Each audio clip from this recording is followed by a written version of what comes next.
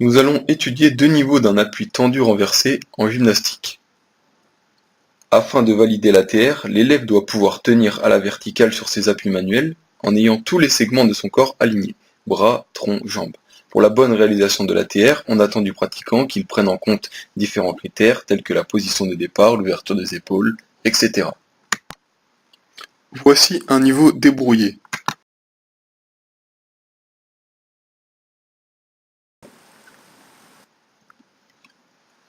La position de départ est respectée car l'élève effectue une fente avant en recherchant à positionner ses mains loin de son corps pour ouvrir son angle bras-tronc et chercher un alignement dès le départ. L'élève commence à tendre la jambe arrière pour chercher un alignement du corps. De plus, on observe une impulsion sur la jambe d'appui pour regrouper ses deux jambes à la verticale. Tous les segments de son corps sont alignés, le regard est porté entre les mains afin de garder un repère tout le long de l'ATR et conserver l'alignement. Le corps est gainé et tonique. Le retour est effectué en fente comme pour le départ. Voici à présent un niveau débutant.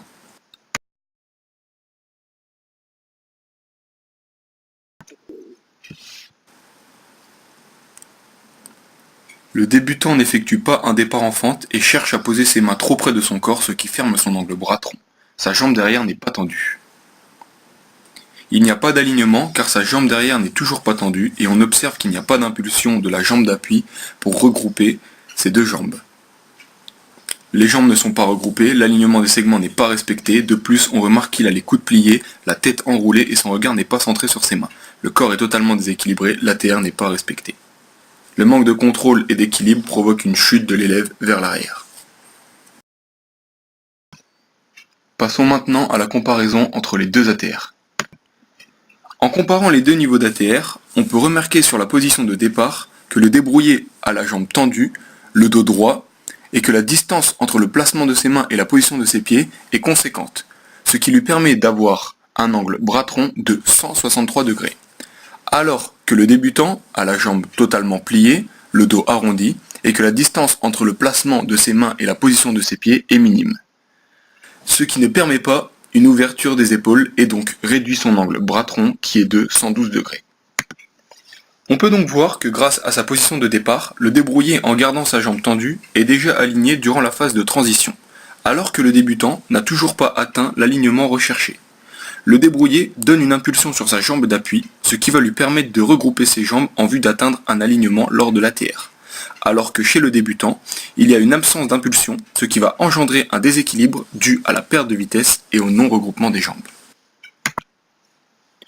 Lors du passage à l'ATR, on peut constater chez le débrouillé que tous ses segments sont alignés avec un angle bras-tronc-jambe de 180 degrés. Son regard est toujours fixé entre ses mains et son corps est gainé et tonique. Alors que chez le débutant, on remarque que les coudes sont légèrement pliés et que les épaules sont au-delà de la verticale, ce qui ne permet pas un alignement bras-tronc optimal. Au niveau de l'alignement tronc-jambe, on constate comme prévu que par le manque d'impulsion de la jambe d'appui, le débutant n'a pas réussi à regrouper ses deux jambes, ce qui ne lui permet pas d'être aligné et qui referme son angle tronc-jambe à 107 degrés au lieu de 180 degrés attendu. De plus, le débutant enroule la tête et n'a pas le regard porté entre ses mains, ce qui provoque, associé à son manque de gainage et de tonicité, un déséquilibre vers l'arrière.